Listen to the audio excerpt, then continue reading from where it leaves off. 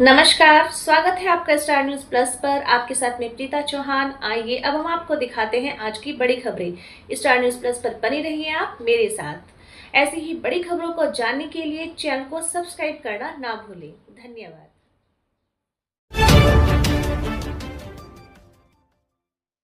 Supreme court में दूसरे दिन भी वक्फ कानून पर सुनवाई हुई। पहले याचिकाकर्ताओं ने दलीलें रखी थी, वक्फ कानून की खामियां बताई थी, तो दूसरे दिन सरकार की तरफ से कानून के बचाव में दलीलें दी गई। Chief justice B R. गवई और जस्टिस ऑगस्टीन जॉर्ज मसीह की बेंच के सामने सॉलिसिटर जनरल तुषार मेहता ने सरकार का पक्ष रखा। उन्होंने कोर्ट से कहा कि कानून बनाना संसद का अधिकार है, इसलिए इस कानून पर रोक नहीं लगाई जानी चाहिए। तुषार मेहता ने नए कानून के सेक्शन 3 के तहत कमिश्नर की जांच पर सफाई देते हुए कहा कि कमिश्नर का फैसला अंतिम नहीं होगा। अगर कोई पक्ष कमिश्नर की जांच से संतुष्ट नहीं है तो वक्फ ट्रिब्यूनल जा सकता है। जब तक पूरी न्यायिक प्रक्रिया पूरी नहीं हो जाती तब तक वक्फ की उस संपत्ति से बेदखली नहीं होगी। तुषार मेहता ने कहा कि वक्फ का इस्लाम का जिक्र है, इस पर कोई विवाद नहीं है, लेकिन वक्फ इस्लाम का अनिवार्य हिस्सा नहीं है। केंद्र सरकार ने यह भी कहा कि अगर कोई संपत्ति सरकारी हो या उसे वक्फ बाय यूजर के तहत घोषित किया गया हो तो सरकार उसे वापस लेने का कानूनी अधिकार रखती है। ये कोई मौलिक अधिकार नहीं है। सरकार की दलीलों पर याचिकाकर्ताओं के वकील कपिल सिब्बल ने आपत्ति जताई। उन्होंने कहा कि वक्फ कोई टेक्निकल मामला नहीं है, बल्कि ये एक कौम की रूह है और उस रूह की हिफाजत की जिम्मेदारी संविधान करता है, ना कि जिले का कोई कलेक्टर। वक्फ बाय यूजर प्रावधान को इतिहास से मिटाने की साजिश बताते हुए उन्होंने कहा कि 100 साल से कब्रिस्तान है पर कागज नहीं है, तो क्या मुर्दों की हैसियत अब कलेक्टर तय करेगा? अब 22 मई को भी इस मामले में आगे की सुनवाई होगी। जिस तरह से वक्फ कानून पर लगातार सुनवाई हो रही है, उससे एक बात साफ है कि कोर्ट इस मामले पर जल्द ही फैसला सुनाएगा। अशोका यूनिवर्सिटी के राजनीति विज्ञान विभाग के एचओडी प्रोफेसर अली खान महमूदाबाद को सुप्रीम कोर्ट ने जमानत दे दी है। प्रोफेसर खान को ऑपरेशन सिंदूर को लेकर सोशल मीडिया पर पोस्ट करने के लिए 18 मई को गिरफ्तार किया गया था। प्रोफेसर खान का कहना था कि उनकी पोस्ट राष्ट्रभक्ति से प्रेरित थी, जिसे गलत अर्थों में लिया जा रहा है। सुप्रीम कोर्ट में जस्टिस सूर्यकांत की बेंच में हुई सुनवाई के दौरान प्रोफेसर खान के वकील कपिल सिब्बल ने पूरी पोस्ट पढ़कर सुनाई और कहा कि प्रोफेसर खान ने युद्ध की मांग कर रहे लोगों की आलोचना की है, न कि देश या उसकी सेना की। सुनवाई के दौरान सुप्रीम कोर्ट ने हरियाणा पुलिस से भी सवाल किया, क्या प्रोफेसर ने महिला अधिकारियों के खिलाफ कुछ कहा? कोर्ट ने माना कि प्रोफेसर अली खान की पोस्ट पर भले ही विवाद हो, लेकिन उसमें सीधे तौर पर कोई आपराधिक इरादा साबित नहीं होता। इसी आधार पर उन्हें अंतरिम जमानत दी गई। इसके साथ ही जस्टिस सूर्यकांत और जस्टिस एन कोटेश्वर सिंह की पीठ ने हरियाणा के पुलिस महानिदेशक यानी डीजीपी को निर्देश दिया कि वो इस मामले की जांच के लिए 24 घंटे के अंदर आईजी रैंक के अधिकारी के नेतृत्व में 3 सदस्यीय विशेष जांच दल यानी एसआईटी का गठन करे, जिसमें एसपी रैंक की एक महिला अधिकारी भी शामिल हो। प्रोफेसर महमूदाबाद की गिरफ्तारी को लेकर अशोक यूनिवर्सिटी के छात्र लगातार प्रदर्शन कर रहे थे। 1100 से ज्यादा बुद्धिजीवियों ने उनके समर्थन में पत्र लिखा था। अब इस मामले में एनएचआरसी ने भी सवाल उठाए हैं। आयोग ने कहा कि रिपोर्ट जिसमें उन आरोपों को बताया गया है जिनके आधार पर उन्हें गिरफ्तार किया गया है, वो खुलासा करती है कि प्रोफेसर ने मानवाधिकारों और स्वतंत्रता का उल्लंघन नहीं किया है। इसलिए एनएचआरसी ने रिपोर्ट की गई घटना का स्वतः संज्ञान लिया है। इसी के चलते एनएचआरसी ने हरियाणा के पुलिस महानिदेशक को नोटिस जारी कर 1 हफ्ते के अंदर मामले में विस्तृत रिपोर्ट मांगी है। पाकिस्तान के पाले हुए आतंकवाद की पोल खोलने के लिए भारत का डेलीगेशन विदेश रवाना हो गया। आज 3 डेलीगेशन के सदस्य विदेश यात्रा पर निकले हैं। बचे हुए 4 और डेलीगेशन 22 और 23 मई को रवाना होंगे। इन डेलीगेशन में सभी दलों के सांसदों के साथ कई राजदूत भी शामिल हैं। 59 सदस्यों वाले इस डेलीगेशन में 51 सांसद हैं। ये सभी पहलगांव आतंकी हमले का बदला लेते हुए चलाए गए ऑपरेशन सिंदूर और पाकिस्तान में पल रहे आतंकवाद पर देश का पक्ष रखेंगे।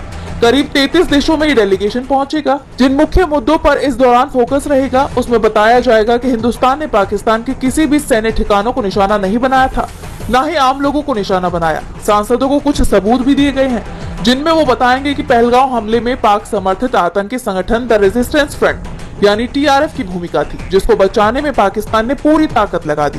भारत का डेलीगेशन जिन देशों में जाएगा उनसे आतंकवाद के खिलाफ खुलकर बोलने की अपील करेगा। साफ है, भारत अब पाकिस्तान को पूरी दुनिया में अलग थलग करने की कोशिश कर रहा है। बता दें कि पहलगांव की घटना को 1 महीना हो चुका है, लेकिन अभी तक पहलगांव हमले के गुनाहगार पकड़े नहीं गए हैं, जिसको लेकर विपक्ष ने सवाल खड़े कर दिए हैं। कांग्रेस नेता जयराम रमेश ने मोदी सरकार से सवाल पूछा है कि पहलगांव हमले के गुनाहगार कब पकड़े जाएंगे। उन्होंने कहा, पहलगाम के आतंकवादी कहाँ हैं? 1 महीने होने वाले हैं अभी। 2 दिन में 1 महीना होने वाला है, आज भी नहीं पकड़े गए। कहाँ है नामो निशान, उनकी जानकारी कहाँ है? अब कांग्रेस के इन सवालों से मोदी सरकार बुरी तरह घिरती दिखाई दी। तमिलनाडु की स्टालिन सरकार ने केंद्र की मोदी सरकार के खिलाफ सुप्रीम कोर्ट में मुकदमा दायर किया है। मामला समग्र शिक्षा योजना के तहत 2291 करोड़ की राशि को न जारी करने का है। तमिलनाडु सरकार का आरोप है कि केंद्र सरकार इस फंड को रोककर राज्य पर 3 भाषा फॉर्मूला और 2020 की न्यू एजुकेशन पॉलिसी थोपने की कोशिश कर रहा है। राज्य ने केंद्र पर हिंदी को अनिवार्य करने का भी आरोप लगाया है। तमिलनाडु सरकार का कहना है कि केंद्र समग्र शिक्षा योजना और पीएम श्री स्कूल योजना को आपस में जोड़कर संघवाद का उल्लंघन कर रहा है। तमिलनाडु सरकार का तर्क है कि गरीब बच्चों की शिक्षा के लिए दी जाने वाली इस राशि को रोककर केंद्र सरकार तमिलनाडु को अपनी मर्जी के खिलाफ नीतियां लागू करने के लिए मजबूर कर रहा है। राज्य ने सुप्रीम कोर्ट से मांग की है कि केंद्र को जल्द से जल्द ये फंड रिलीज करने का आदेश दिया जाए। इसके साथ ही मूल राशि पर 6% ब्याज देने की भी मांग की गई है। तमिलनाडु का कहना है कि न्यू एजुकेशन पॉलिसी और पीएम श्री योजना तब तक लागू नहीं होगी जब तक केंद्र और राज्य के बीच इस पर लिखित समझौता न हो। सीधे शब्दों में तमिलनाडु ने केंद्र पर फंड रोककर दबाव बनाने का आरोप लगाया है और शिक्षा जैसे अहम मुद्दे पर अपनी स्वायत्तता की रक्षा की भी मांग की है। नेशनल हेराल्ड मामले में ईडी की तरफ से दायर कथित मनी लॉन्ड्रिंग केस की चार्जशीट पर दिल्ली की राउज एवेन्यू कोर्ट में सुनवाई हुई। कोर्ट अब 2 जुलाई से 8 जुलाई तक हर दिन इस मामले की सुनवाई करेगा। ईडी ने इस केस में कांग्रेस की senior leader Sonia Gandhi, Rahul Gandhi, Sam Pitroda, Suman Dubey, Young Indian, Dotex merchandise private limited और सुनील भंडारी को आरोपी बनाया है। सोनिया गांधी को पहला और राहुल गांधी को दूसरा आरोपी बताया गया है। सुनवाई के दौरान सोनिया और राहुल गांधी की तरफ से वरिष्ठ वकील अभिषेक मनु सिंघवी ने कोर्ट से कहा कि उन्हें चार्जशीट की कॉपी अभी मिली है और इसे पढ़ने के लिए समय चाहिए, इसलिए सुनवाई जुलाई तक टाल दी जाए। लेकिन ईडी की तरफ से पेश एएसजी एसवी राजू ने इसका विरोध किया। राजू ने कहा कि चार्जशीट की कॉपी पहले ही दी जा चुकी थी और पिछली सुनवाई में कोई आपत्ति नहीं उठाई गई थी। अब सुनवाई टालने की मांग गलत है। हम आज ही सुनवाई के लिए तैयार हैं। कोर्ट ने साफ किया कि जिन आरोपियों के वकील ने वकालतनामा दाखिल किया है वही दलील पेश करेंगे। कोर्ट ने ये भी पूछा कि सैम पित्रोदा की तरफ से कोई वकील है या नहीं। अगर नहीं तो सुनवाई उनके बिना भी आगे बढ़ेगी। ईडी के वकील राजू ने कोर्ट को बताया कि आरोपियों के पास ऐसी संपत्ति थी जिसे किराए के रूप में मिलने वाला पैसा भी अपराध की आय माना जाएगा।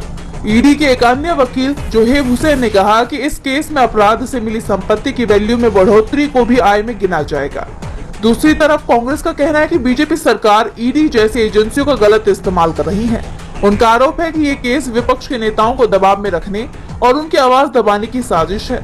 कांग्रेस का दावा है कि ये मामला पूरी तरह से राजनीति से प्रेरित है और इसमें कोई ठोस सबूत। दिल्ली हाई कोर्ट के पूर्व जज रहे जस्टिस यशवंत वर्मा के मामले में सभी की निगाहें सुप्रीम कोर्ट पर टिकी हुई हैं। कोर्ट में अब तक उनके खिलाफ कई याचिकाएं लगाई जा चुकी हैं। याचिकाकर्ता जस्टिस वर्मा की गिरफ्तारी की मांग कर रहे हैं, लेकिन सुप्रीम कोर्ट ने याचिकाकर्ताओं को करारा झटका दे दिया है। दरअसल सुप्रीम कोर्ट ने सरकारी आवास से नकदी बरामद होने के मामले में उनके खिलाफ प्राथमिकी दर्ज करने के अनुरोध वाली याचिका पर सुनवाई करने से इनकार कर दिया। सुनवाई के दौरान जस्टिस अभय एस ओका और जस्टिस उज्जवल भुइयां की पीठ ने कहा कि 8 मई को सुप्रीम कोर्ट की तरफ से जारी एक प्रेस विज्ञप्ति में अंकित है कि सीजीआई ने आंतरिक जांच समिति की रिपोर्ट और जज के जवाब को राष्ट्रपति और प्रधानमंत्री को भेज दिया है। पीठ ने यह भी कहा कि आदेश की मांग करने से पहले याचिकाकर्ता को उचित प्राधिकारियों के समक्ष अपना पक्ष रखकर अपनी शिकायत का निवारण करना होगा। इसलिए हम इस रिट याचिका पर विचार करने से इनकार करते हैं। इस स्तर पर अन्य याचिकाओं पर गौर करना आवश्यक नहीं है। आंतरिक जांच पैनल की ओर से जस्टिस यशवंत वर्मा को दोषी ठहराए जाने के बाद पूर्व सीजीआई संजीव खन्ना ने उन्हें इस्तीफा देने के लिए कहा था, लेकिन उन्होंने इनकार कर दिया, जिसके बाद संजीव खन्ना ने राष्ट्रपति द्रौपदी मुर्मू और प्रधानमंत्री नरेंद्र मोदी को पत्र लिखा था। जस्टिस वर्मा को इस विवाद के बीच दिल्ली हाई कोर्ट से इलाहाबाद हाई कोर्ट ट्रांसफर कर दिया गया था। बता दें कि एडवोकेट मैथ्यूज नेदुम्पारा और 3 अन्य लोगों की ओर से दायर याचिका में आपराधिक कार्यवाही शुरू करने की मांग की गई थी।